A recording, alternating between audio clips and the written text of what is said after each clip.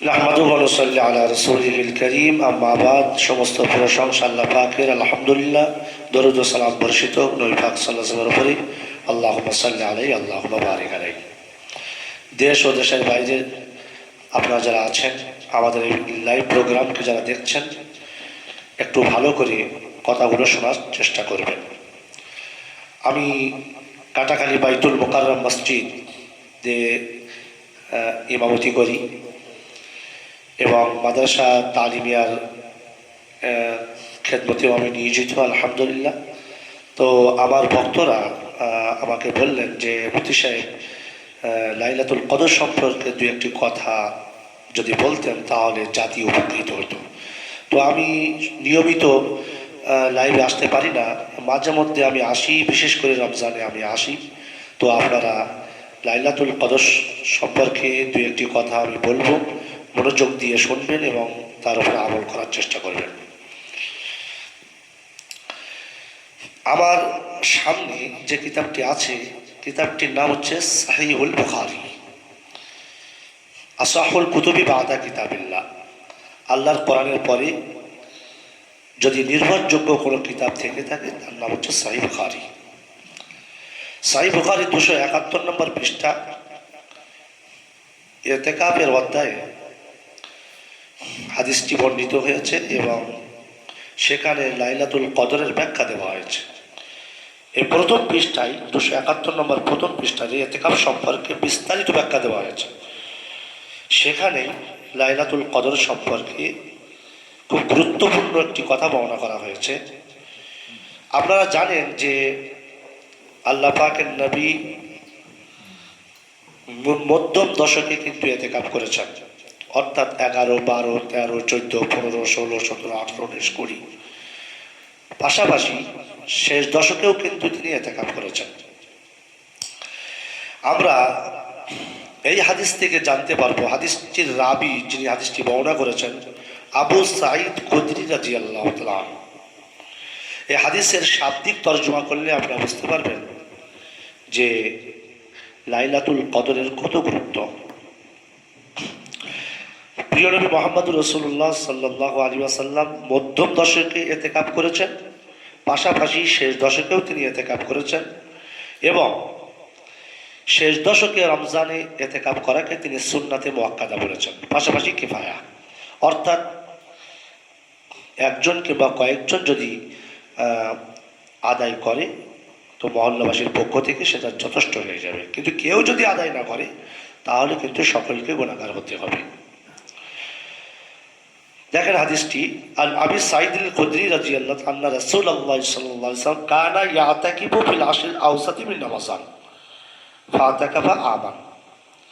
তিনি একটি বছর তিনি এই মধ্যম দশকে ইতিকাফ করেছেন। হাত্তা ইযা কানা লাইলাতা 21, কিন্তু যখন 21 লাইলাতুল কদরের রাতটা আসলো,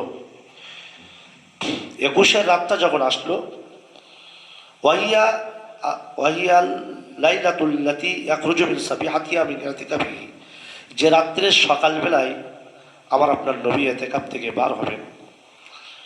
এবং আল্লাহ পাকের নবীর সঙ্গে কিন্তু মধ্যম দশকে অনেকেই ইতিকাফ করেছেন। তো নবীজি তখন বললেন, মান কানা ইয়াতাকাফা মাই, যারা আমার সঙ্গে ইতিকাফ করেছে, ফালিয়াতাকি বিল আশরিল আওয়াখিরা, তো তারা যেন শেষ দশকে ইতিকাফ করে। নবীজি এই কথাটা কেন বললেন সামনে আসছে, ফাকাদ উরিতু হাযিহিল লাইলা, কারণ আমাকে এই রাত্রে দেখানো হয়েছে। কি দেখানো হয়েছে? লাইলাতুল কদর দেখানো হয়েছে। নবীজি বললেন, তোমরা এবার থেকে যারা মধ্যম দশকে আমার সঙ্গে ইতিকাফ করেছো, এবার থেকে তোমরা শেষ দশকে ইতিকাফ করো। আল আশরুল আওয়াকির, এটা আরবি পরিভাষায় আল আশরুল আওয়াকির বলে, বাংলা অর্থ হচ্ছে শেষ দশক। আমরা জানি প্রিয় নবী মুহাম্মদুর রাসূলুল্লাহ সাল্লাল্লাহু আলাইহি ওয়াসাল্লাম লাইলাতুল কদরের ইঙ্গিত কিন্তু রমজানের শেষ দশকের বেজর রাত্রে রেখেছেন, 21, 23, 25, 27, 29। গত বছর আমি প্রিয় নবী মুহাম্মদুর রাসূলুল্লাহ সাল্লাল্লাহু আলাইহি ওয়াসাল্লাম যে সমস্ত নমুনাগুলো বর্ণনা করেছেন লাইলাতুল কদরের, আমি কিন্তু গত বছর হুবহু তা দেখতে পেয়েছি। যেমন রাত একেবারে গভীর না হওয়া, হালকা হালকা বৃষ্টি হওয়া, মৃদু বাতাস বওয়া, এ সমস্ত নমুনাগুলো কিন্তু আমি 21শে লাইলাতুল কদর গত রমজানে আমি দেখেছি। তো আল্লাহ পাকের রাসূল সাল্লাল্লাহু আলাইহি ওয়াসাল্লামের ইঙ্গিত শেষ দশকের 21, 23, 25, 27, 29-এর দিকে, কিন্তু সঠিক তারিখটা আল্লাহ পাকের রাসূলকে ভুলিয়ে দেওয়া হয়েছিল। হাদিসে বিস্তারিতভাবে ব্যাখ্যা দেওয়া হয়েছে। দুইজন ব্যক্তি ঝামেলা করছিল, ঝগড়া বিবাদ করছিল। রসুল করিম সাল্লাল্লাহু আলাইহি ওয়াসাল্লাম ইতিকাফের নির্দিষ্ট তারিখ, লাইলাতুল কদরের নির্দিষ্ট তারিখ বর্ণনা করার জন্য আসছিলেন, কিন্তু ঝগড়া বিবাদ দেখে আল্লাহ পাক রসুল ভুলে গিয়েছিলেন লাইলাতুল কদরের সঠিক পরিসংখ্যান তারিখ বলার ব্যাপারে।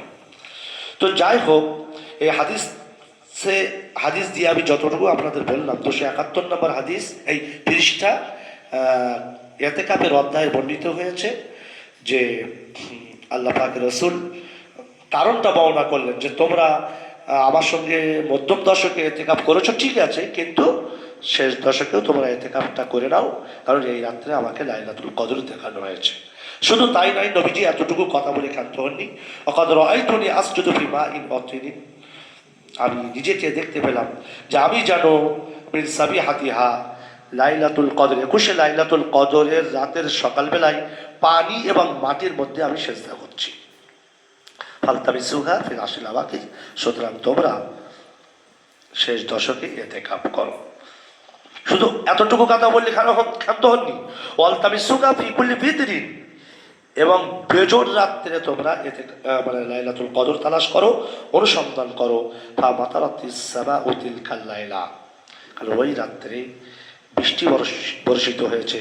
ওয়া কানাল মসজিদু আলা আরিশি, আর আপনারা জানেন সেই সময় কিন্তু মসজিদ কিন্তু এরকম পাকা ছিল না, ছাদ ছিল, মসজিদ নববী ছাদ ছিল খেজুর পাতার ছাউনি। ওয়াকাবাল মসজিদ, স্বাভাবিকভাবেই পানি পড়লে টপকে টপকে নিচে পড়বে, তাই হয়েছিল। যিনি হাদিসটি বর্ণনা করছেন আবু সাঈদ খুদরী রাদিয়াল্লাহু আনহু, ফাবাসুরাত আইনা ইয়া রাসূলুল্লাহ সাল্লাল্লাহু আলা জামাতিহি আসরুল মা ওয়াত্তিন মিন সুবহি 21, অর্থাৎ 21শে লাইলাতুল কদর রাত্রের সকালবেলা আমি আমার চোখ ফাঁকি দেয়নি, আমার চোখ রাসূল করিম সাল্লাল্লাহু আলাইহি ওয়াসাল্লামের পেশানিতে দেখেছে পানি এবং মাটির প্রভাব, যে পেশানিতে কপালে পানি এবং মাটির চিহ্ন আমার চোখ দেখতে পেয়েছে।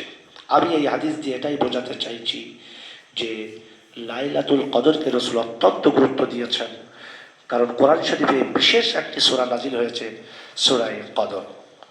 আল্লাহ পাক বলেন লাইলাতুল কদরি খায়রুম মিন আলফি শাহর, লাইলাতুল কদর 1000 মাস অপেক্ষা উত্তম। অনেক সময় মানুষ 1000 মাস বাঁচে না, কিন্তু আপনি যদি দায়িত্ব নিয়ে রাসূলুল্লাহ ওই আদেশকে যদি ফলো করেন, আর লাইলাতুল কদর রাত্রে যদি ইবাদত করে জাগরণ করে যদি আপনি ইবাদত করতে পারেন, জিকির করতে পারেন, তাসবিহ করতে পারেন, কোরআন তেলাওয়াত করতে পারেন, নামাজ পড়তে পারেন, মুনাজাত করতে পারেন, সেজদায় গিয়ে আল্লাহর কাছে কাঁদতে পারেন, ইনশাআল্লাহ 1000 মাস ইবাদত করলে যে সওয়াব পাওয়া যায়, যে সওয়াবের অধিকারী হওয়া যায়, সেই সওয়াব কিন্তু আল্লাহ পাক আপনার আমলনামায় বরাদ্দ করে দেবেন। এই জন্যে আমি আপনাদেরকে বলবো, আপনারা লাইলাতুল কদরের গুরুত্ব দিন। রসুল তো বলতে পারতেন যে আমি মধ্যম দশকে ইতিকাফ করেছি, তোমরা মধ্যম দশকে ইতিকাফ করো, বলতে পারতেন, কিন্তু তিনি তা বলেননি। তিনি কি বললেন? শেষ দশকে ইতিকাফ করো, কারণ লাইলাতুল কদর শেষ দশকের বেজোড় রাত্রে আমি দেখতে পাচ্ছি। এই জন্যে আমরা রসুলকে ফলো যদি করতে পারি, ইনশাল্লাহ ইহকাল পরকাল সাকসেসফুল হবে। রসুলুল্লাহর ইঙ্গিত এটাই প্রমাণ করে যে 21, 23, 25, 27, 29 এগুলোই লাইলাতুল কদর। বিদ্বানগণ যারা, তারা কিন্তু এই বেজোড় রমজানের শেষ দশকের বেজোড় রাতগুলোকেই কিন্তু ইঙ্গিত করেছেন যে এগুলোই হচ্ছে লাইলাতুল কদর। আমি কোরআন শরীফের একটি আয়াত দিয়ে বুঝিয়ে দিলাম যে লাইলাতুল কদর কত গুরুত্ব, এবং হাদিসে এসেছে, বিভিন্ন হাদিসে নবীজি বলেছেন যে লাইলাতুল কদর রাতে ইবাদত করলে পিছনের যাবতীয় সমূহ গুনাহ আল্লাহ পাক ক্ষমা করে দেন। একবার উম্মুল মুমিনিন মা আয়েশা সিদ্দিকা রাদিয়াল্লাহু আনহা প্রিয় নবীজি মুহাম্মদ রাসূলুল্লাহ সাল্লাল্লাহু আলাইহি ওয়াসাল্লামকে বললেন, আল্লাহ পাকের রাসূল, আমি যদি সেই লাইলাতুল কদর পাই তাহলে আমি কি কি কি দোয়া করব? কি বলবো? নবীজি বললেন আয়েশা, আয়েশা কিন্তু নবীজির স্ত্রী ছিলেন, তো আমাদের মা। তো নবীজি বললেন যে আয়েশা, তুমি যখন ওই লাইলাতুল কদর পাবে তো তুমি এই দোয়াটা করবে, আল্লাহুম্মা ইন্নাকা আফুউন কারীম তুহিব্বুল আফওয়া ফা'ফু আন্নী ইয়া কারীম। এই দোয়াটি ছোট্ট বাচ্চা থেকে আবার বৃদ্ধ, যুবক যুবতী, নারী সকলেরই মুখস্থ। আপনি মানে শুনলে হতভম্ব হয়ে যাবেন। মানে কি? আল্লাহ তুমি ক্ষমাশীল, ক্ষমাকে পছন্দ করো, তুমি আমাকে ক্ষমা করে দাও। আল্লাহ পাকের কাছে এই কথাগুলো অত্যন্ত দামি। কেউ যদি আল্লাহর কাছে ক্ষমা চায়, স্বাভাবিকভাবে একটা মানুষ যদি আরেকটা মানুষের কাছে নত হয়, বিনয়ী হয়, সে মানুষটা কিন্তু খুব পছন্দ করে। আর আপনি আল্লাহর কাছে নত হচ্ছেন, যিনি আমার স্রষ্টা, আপনি তার কাছে নত হচ্ছেন, তার কাছে বলছেন আল্লাহ আপনি ক্ষমাশীল, ক্ষমাকে পছন্দ করেন, আমাকে ক্ষমা করে দিন। আল্লাহ বলছেন বান্দা, যখন তুই আমার কাছে ছোট হবি, আমার কাছে নত হবি, এভাবে দোয়া করবি, আমি তোর গুনাহ ক্ষমা করতে কোনো পরোয়া করি না, অলা উবালি। এই জন্যে আমরা সেই লাইলাতুল কদরের রাত্রে উপস্থিত হয়েছি। এই লাইভ কিন্তু আজকে 21শে লাইলাতুল কদরের রাত্রেই হচ্ছে। তো আপনারা বেশি বেশি করে আল্লাহুম্মা ইন্নাকা আফুউন কারীম তুহিব্বুল আফওয়া ফা'ফু আন্নী ইয়া কারীম। কখনো কখনো আন্নাও বলা যেতে পারে, আন্নি নিজেকে আর আন্না আমাদের সকলকে। তো এই দোয়াটা করবেন। আর যদি একান্ত আপনারা আরবিতে না করতে পারেন তো বাংলায় করবেন। হে আল্লাহ আপনি ক্ষমাশীল, ক্ষমাকে পছন্দ করেন, আমাকে ক্ষমা করে দিন। আপনি বেশি বেশি করে বলতে থাকুন, ইনশাআল্লাহ আশা করা যায় আল্লাহ রাব্বুল আলামিন আপনার জীবনের সমূহ গুনাহ মাফ করে দিবেন। আল্লাহ আমাদের সকলকে লাইলাতুল কদরের মর্যাদা বোঝার তৌফিক দিন, তার গুরুত্ব বোঝার তৌফিক দিন। আর যারা এই লাইভটাকে দেখছেন, একটু মাঝে মধ্যে আমি ইনশাল্লাহ লাইভ প্রোগ্রামে আসবো, আপনারা একটু দেখবেন ইনশাআল্লাহ। আল্লাহ আমাদের সকলকে লাইলাতুল কদর বোঝার তৌফিক দিন। ওয়া আখিরু দাওয়ানা আলহামদুলিল্লাহি রাব্বিল আলামিন।